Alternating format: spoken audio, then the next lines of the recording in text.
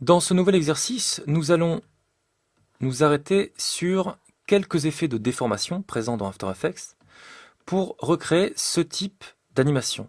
Alors pour être plus précis, ici nous allons utiliser l'effet fluidité pour recréer cette déformation, mais nous allons passer quelques effets en revue quand même pour voir le panel, tout ce qui vous est offert dans After Effects pour réaliser vos animations.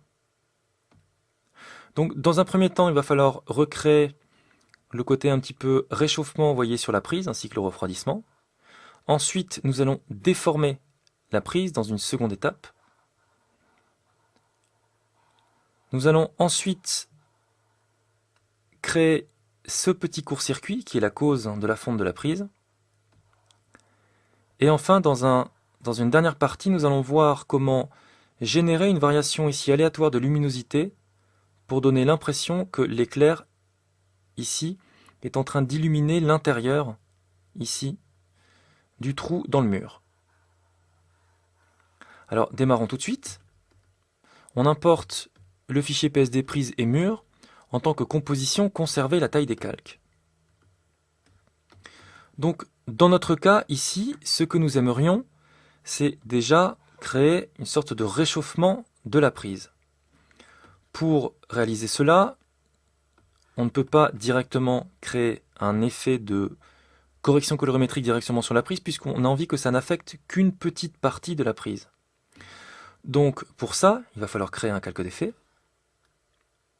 que je vais appeler Colo pour colorimétrie. Et là, ce calque d'effet, je vais lui mettre dessus un effet de correction colorimétrique, teinte saturation par exemple.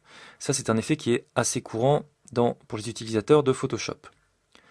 Là vous avez moyen de changer la luminosité, alors là ça affecte absolument tous vos calques qui se trouvent dessous, hein. Ne l'oubliez pas. Donc je vais cliquer sur redéfinir, ça remplace la colorimétrie, ça affecte ici, ça crée ici un genre de filtre de la couleur sélectionnée dans l'arrow chromatique.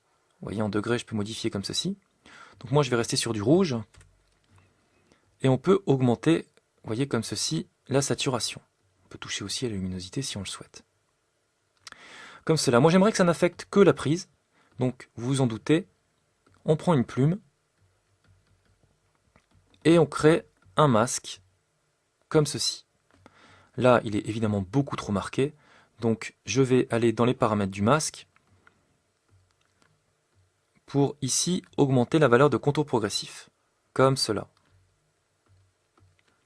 À vous de voir si vous voulez rajouter également un mode d'incrustation. Ça, c'est comme vous le souhaitez, suivant les effets et le rendu que vous recherchez. Moi, dans mon cas, je vais rester en normal, comme ça on verra bien le rouge.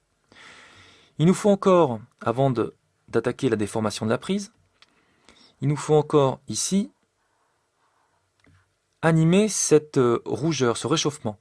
Au début, il ne faut pas qu'elle soit présente et petit à petit, ici, la prise va se réchauffer. Donc il va juste falloir animer le paramètre opacité. Pour y accéder très rapidement, il vous suffit d'appuyer sur le raccourci T.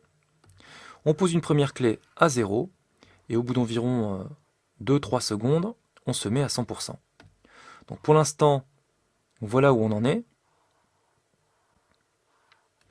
Pour pouvoir ensuite créer une animation de déformation sur l'intégralité de la prise, c'est-à-dire et l'animation de colorimétrie et la prise, il va bien falloir appliquer une déformation à ces deux calques de manière réunie.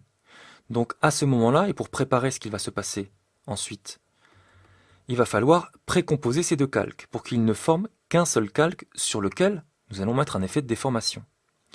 Donc on sélectionne les deux calques, on va dans dans calque, précomposition. À ce moment-là, on va nommer ça prise, et on va transférer comme ceci les deux calques dans cette nouvelle ici composition, plutôt précomposition, qui se nomme prise.